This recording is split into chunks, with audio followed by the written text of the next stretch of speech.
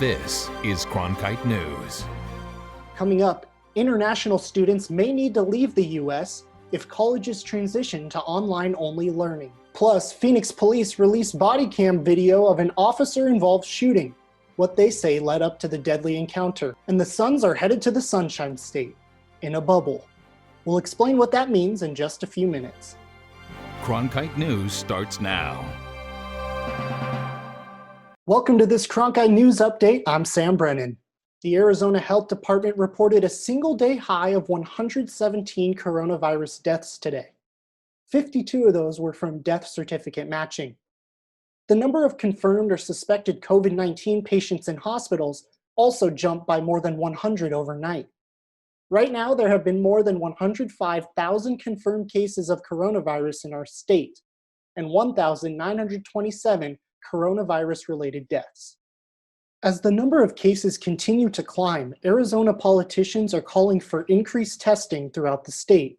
In separate statements yesterday, Democratic U.S. Representatives Greg Stanton and Ruben Gallego asked for funds from the federal coronavirus relief bill. Both want to expand laboratory testing capacity and reduce the time it takes for test feedback.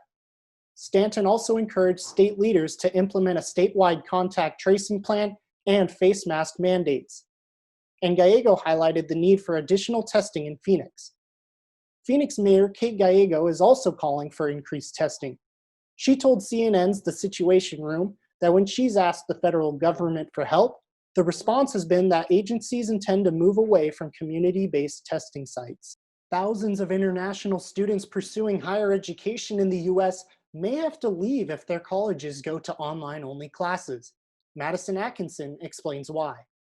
Due to the COVID-19 pandemic, Immigration and Customs Enforcement announced Monday that students on F1 and M1 visas will not be allowed back in the U.S. if the university they attend only offers online courses. Arizona State University sent out an email this morning saying their international students will be able to take in-person classes this fall. That's a huge relief for one ASU international student from Bangalore, India, who says certain classes need to be done in person. For example, environmental microbiology or something like that, where we have a lab section of it, which is as important as the classes.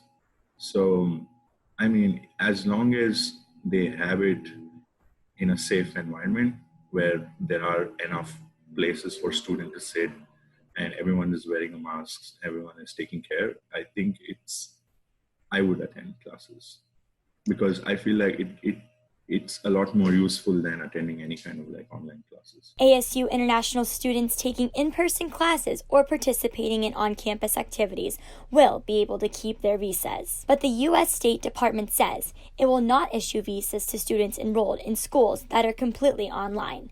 Officials suggest these students try to enroll at a different university that is offering in-person instruction. Madison Atkinson, Cronkite News. In some circumstances, some exchange or foreign students may not be able to study in the U.S. or return home. The Navajo Nation has reestablished a stay-at-home order to slow the spread of coronavirus.